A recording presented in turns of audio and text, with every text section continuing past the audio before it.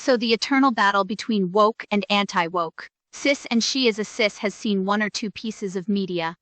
Let's discuss this. XCOM would definitely be considered woke. The main hero, the one directly responsible for saving your life, is a woman. You could have women from all different nationalities. You can't even have them in skimpy armor.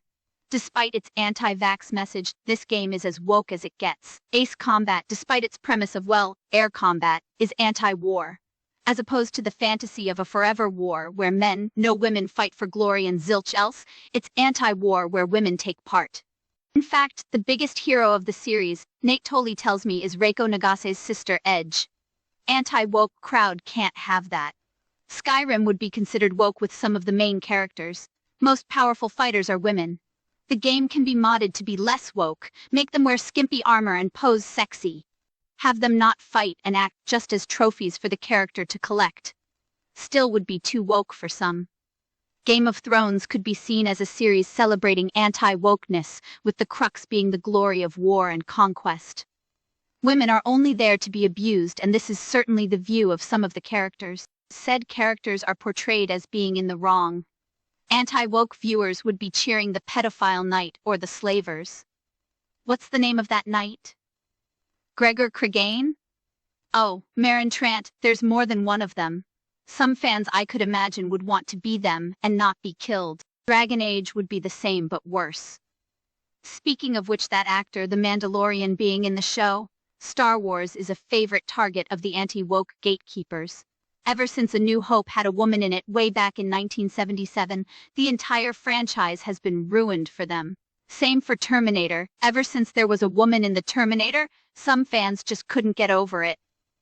Overwatch has women too woke. Dead Island has women too woke. Any cooking competition that has women, anti-woke viewers would demand they stay in the kitchen. The other kitchen. Buffy is all about powerful women. Anti-woke viewers would have their heads explode. Ditto for Mass Effect. What would be one piece of media they would be happy with?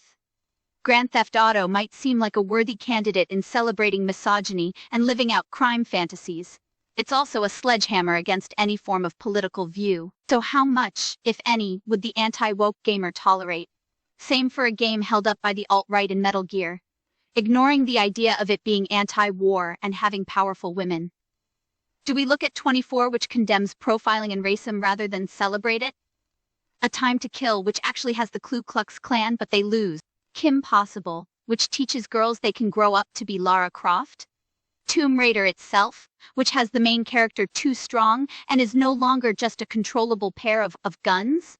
Soul Calibur, which includes strong women from other nations that can actually sexually assault you, including my own country's hero.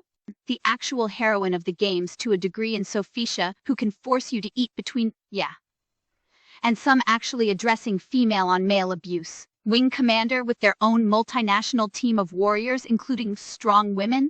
Resident Evil, which some celebrate as being anti-woke, yet they cry when they can't look up Jill's skirt. Same for Final Fantasy, where Tifa's chest is not big enough. Rumble Roses, which has lewd women mud wrestling, even that could be considered too woke because it's women, legitimate fighters despite some finding it too creepy. Same for Dead or Alive.